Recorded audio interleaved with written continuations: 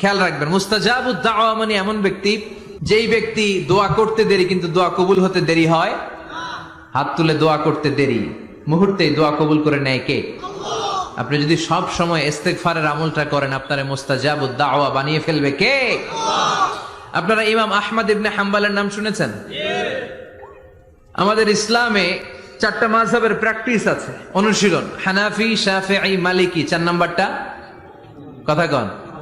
আরো অনেক মাযহাব আছে, কিন্তু এই 4টা মাযহাব বেশি প্রসিদ্ধ। গোটা বিশ্বের মানুষগুলো কোরআন সুন্নাহর আলোকে যে আমলগুলো করে, এটা 4টা মাযহাবের রেফারেন্সের সাথে কোনো না কোনো ভাবে মিলে যায়। এটার প্রথমটা হচ্ছে হানাফি, দ্বিতীয়টা শাফিঈ, তৃতীয়টা 4 নাম্বারটা সবাই বলেন কি নাম?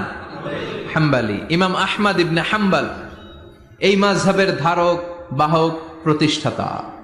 তিনি ছিলেন জগৎ বিখ্যাত মুহাদ্দিস, জগৎ বিখ্যাত।